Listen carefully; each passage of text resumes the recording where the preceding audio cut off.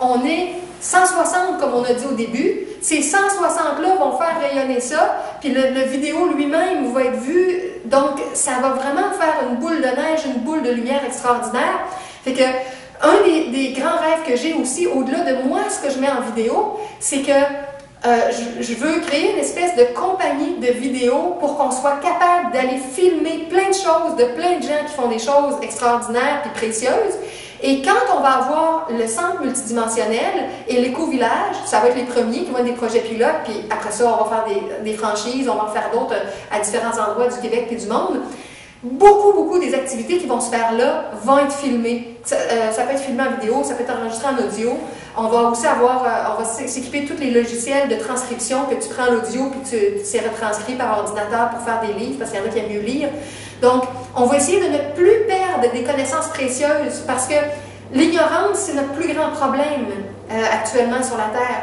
Et plus on est connaissant, plus on est outillé, plus on comprend, plus on a les outils et les bonnes compréhensions, plus ça va vite, plus on débloque, plus on ne reste pas pris dans nos difficultés.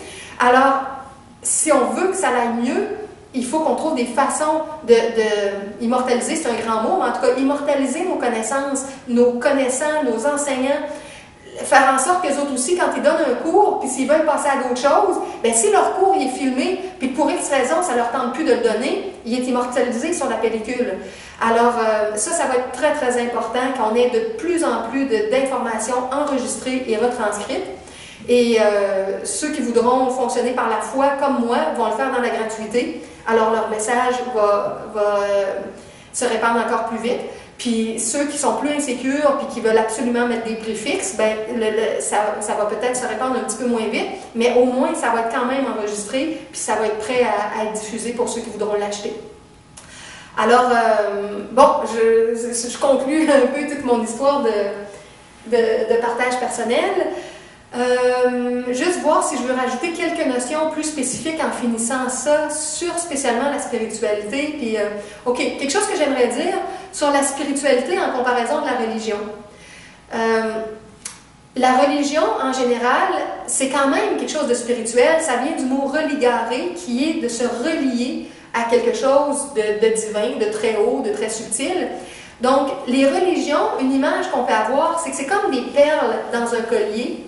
Un grand collier de toute l'énergie spirituelle cosmique, puis chaque religion est comme une perle, puis elle a une façon de regarder le monde, l'être humain, le cheminement, puis chaque religion a été fondée par, en général, un éveillé, un grand éveillé qui a eu l'enthousiasme puis qui a été guidé lui aussi par sa conscience divine pour partir un courant d'enseignement. Alors, toutes les religions sont précieuses parce qu'ils aident les gens à se remettre en question, à développer l'écoute de leur conscience, à reconnaître plus c'est quoi l'essence puis l'ego, c'est quoi le partage, c'est quoi l'entraide, c'est quoi... Les religions ont tous une bonne base, mais comme dans toutes les religions, c'est des êtres humains avec des égos, nos égos, c'est nos limites de différentes façons. Alors, on a mis des limites, et il y a des limites dans toutes les religions, comme dans tous les groupes spirituels. C'est pour ça que des fois, les gens font plusieurs religions, ou ils font plusieurs groupes. Quand on parle de la spiritualité, en général, c'est qu'on ne fait pas référence nécessairement à un groupe plus fermé ou plus défini. On fait plus référence au fait qu'on chemine comme un voyageur. Puis, de façon plus individualiste, on prend les outils un peu partout. Mais pour ça, ça demande plus de sécurité intérieure. Des fois, les gens ils ont vécu des choses difficiles dans leur famille ou dans leur relation, où ils ont eu des agressions, ils ont eu des drames, ils ont eu des peurs, toutes sortes de choses. Puis d'avoir un groupe plus rigide, c'est sécurisant. La stabilité des gens, la stabilité des enseignements, c'est pas la seule raison aussi, là. Il y a des gens qui peuvent être très forts intérieurement et être dans un groupe, mais cheminer seul en spiritualité, ça demande une grande force intérieure. Puis des fois, on met de côté un peu notre cheminement parce qu'on n'a pas l'aide des autres aussi. Fait que des fois, on chemine, on ralentit, on arrête. Alors, la spiritualité est plus autodidacte, est plus autonome. Puis moi, c'est ce que j'aime beaucoup avec tous les livres puis les vidéos en spiritualité, en croissance personnelle, en psychologie, c'est que si on est autodidacte, moi je dis aux gens, quand vous tombez sur mes sites web, vous tombez dans une espèce de coffre au trésor. Puis là, vous pouvez partir dans une direction, puis un autre, puis un autre. Alors, quiconque est autodidacte sur le web, en spiritualité, c'est extraordinaire. Et les maîtres d'ascension, d'ailleurs, ils disent qu'ils préparent plein d'inventions. Il y a des gens qui travaillent dans tous les domaines, les arts, la politique, les inventions, l'enseignement, l'éducation des enfants. Tous les domaines existent sur la Terre, puis il y a des enseignants, des maîtres, des guides dans tous les domaines. Et ils préparent des inventions, et ils préparent des inventions qui vont nous aider. J'ai perdu l'idée exacte de ce que je disais juste avant. J'étais en train de dire... Je ne sais pas si vous avez l'idée, si elle vous vient avant moi. Je voulais juste nommer laquelle. Je disais les religions, la spiritualité. Ok, je venais de dire une espèce de coffre au trésor. C'est ça. Je voulais dire, si on est autodidacte, on est capable de prendre des outils nous-mêmes sans avoir un professeur. C'est un des avantages qu'il va y avoir dans le centre multidimensionnel que je veux créer. Il ne va pas juste y avoir des cours, il va y avoir des salles avec du matériel et les gens vont utiliser le matériel en place pour toutes sortes de choses, dans les arts, dans la musique, dans l'informatique, avec les ordinateurs, avec la salle de thérapie, de soins, de méditation, de sport. Le matériel va être là, puis les gens vont l'utiliser parce qu'ils savent qu'ils sont des gens de plus en plus créateurs et capables. On n'a pas toujours besoin d'un professeur. C'est le fun d'en avoir, mais des fois, c'est le fun de ne pas en avoir aussi. Fait que les maîtres ascensionnés, ils essaient de dynamiser des inventions et des projets qui vont nous aider à être plus créateurs, plus autodidactes. Puis, ils ont beaucoup supporté le développement d'Internet sur la Terre parce qu'ils savent qu'Internet est un de nos outils les plus puissants actuellement pour la diffusion de la connaissance. Parce que même si on n'a pas beaucoup d'argent, même si on est loin d'une source d'information, on l'a à domicile. Alors, l'Internet, c'est un peu l'avant-goût de ce que va être un jour nos voyages en corps astral, en corps mental, les gens qui sont capables d'aller rapidement par leur corps d'énergie dans d'autres dimensions, les gens qui sont capables d'aller dans des temples d'enseignement, la télépathie qui se développe de plus en plus. Plus on est télépathe, plus on capte des informations et tout ça. Donc, Internet, là, c'est le début de ça. Ça part de la technologie, mais c'est très inspiré de facultés divines, de façon de fonctionner dans le divin. Fait qu'il faut que nos âmes se préparent à ça, de l'abondance, avoir accès à plein de choses, apprendre plus vite, être plus ouvert. On est en train de devenir comme ça, puis on va avoir besoin de plus, puis là on va y aller graduellement avec l'ouverture de nos facultés aussi, graduellement. Donc, c'était un petit mot que je voulais dire, religion, spiritualité. Et quelques mots peut-être qu'on pourrait rajouter sur tout ce qui est la confiance puis l'estime de soi. La confiance, un élément que je pense, c'est que comme la pensée crée, puis que la loi d'attraction fonctionne, qu'on est comme la vie comme un miroir. Tu te regardes dans un miroir, si tu souris, le miroir va te sourire. Si tu es toute bête ou toute triste, ton reflet dans le miroir va être bête, il va être triste. Alors l'énergie qu'on projette dans la vie, les gens nous retournent énergétiquement en miroir ce que nous on aimait. Alors, si vous voulez être mis en contact avec plus de bonnes affaires, puis de bonnes informations, puis de bonnes personnes, devenez ça vous-même. Devenez une personne qui, à sa dose, dans son jardin, émet des bonnes énergies, partage à sa façon, fait des choses lumineuses dans son domaine. C'est ça que vous mettez dans le miroir, puis le miroir de la vie va vous retourner ça. Alors, si on met ça au niveau de la confiance, c'est qu'avec la confiance, ça fait en sorte que quand on s'autorise à se faire confiance, à s'écouter, à prendre appui sur nous-mêmes, peu importe ce que les autres disent, ou quand on fait confiance à quelqu'un, même si on aurait des raisons de douter, de ne pas être sûr, tout ça, l'énergie de la confiance attire la confiance, attire quelque chose de lumineux puis de bon. Donc, la confiance qui part de nous puis qui se transpose dans nos relations, même si on aurait 1000 raisons de douter de nous et de douter des gens, juste le fait d'entrer dans la confiance, ça rouvre une porte énergétique à la lumière qui entre plus en nous pour nous renforcer. Je suis toujours embêtée entre les deux. Renforcer. Avec les gens, pour qu'ils deviennent dignes de notre confiance. Si on voit les gens au meilleur d'eux-mêmes, Ça travaille pour faire émerger le meilleur d'eux-mêmes. Mais si on leur dit qu'ils sont stupides, puis qu'ils n'ont pas de valeur, puis que ça travaille à faire sortir l'ego en eux, qui va nous montrer qu'ils sont stupides, puis qui font des choses pas intéressantes pour nous. En tant que parents, on a un très, très grand rôle dans ça pour le développement de la confiance des enfants, puis l'émergence de leur essence. Un enfant ou un adulte qui se fait régulièrement dire qu'il a des talents, puis qui est bon, puis qui est beau, puis qui est capable, puis qui va réussir, puis qui est capable de réaliser ses rêves, il y a une énergie qui le supporte, qui va lui donner de l'élan beaucoup plus que l'autre qui se fait écraser. Mais c'est sûr que si on se fait écraser, il y a un moyen de développer une force puis de s'en sortir quand même.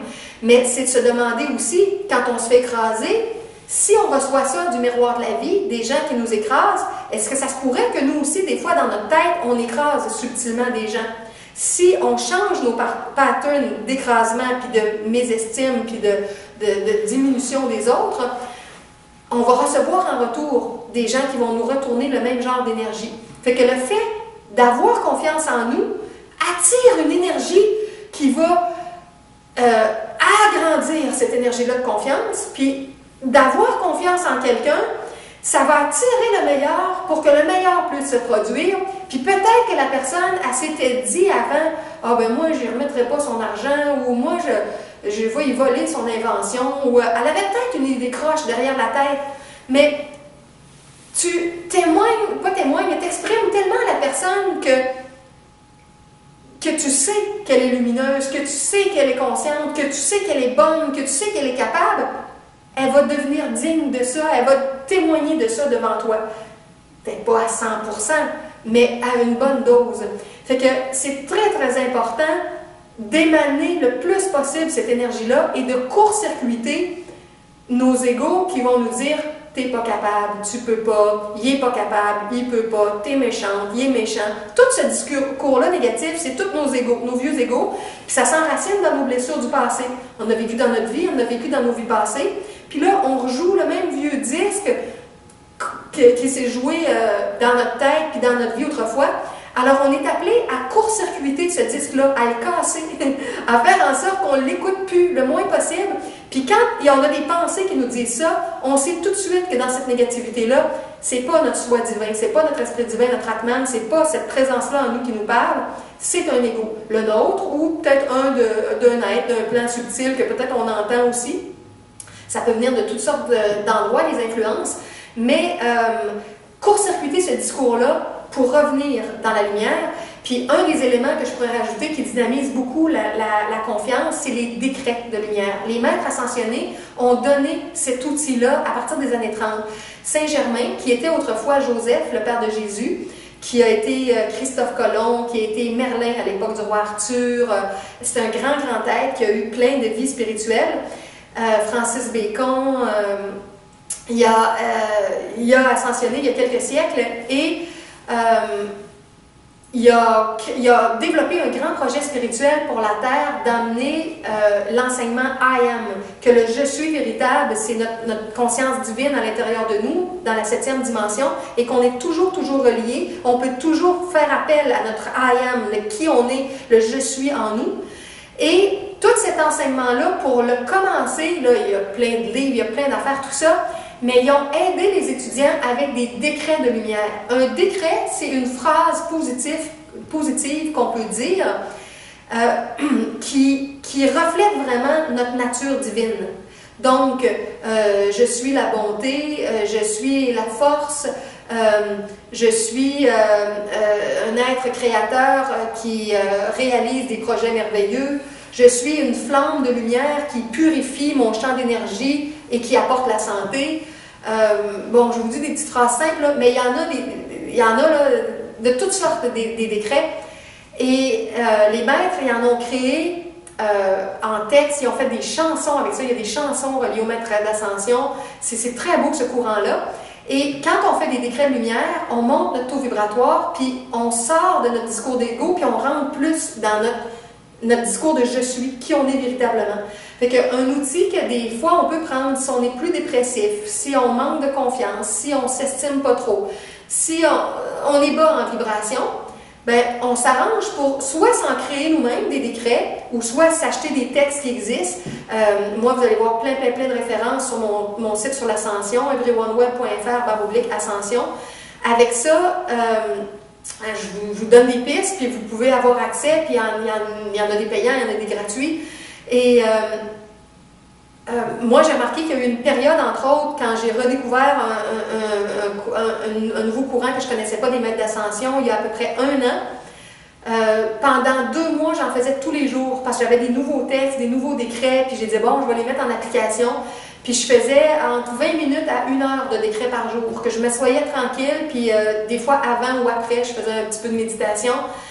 Puis je sortais mes phrases de décret sur plein de choses. Puis on peut faire des décrets sur les gouvernements qui deviennent de plus en plus lumineux, les systèmes scolaires de plus en plus avant-gardistes.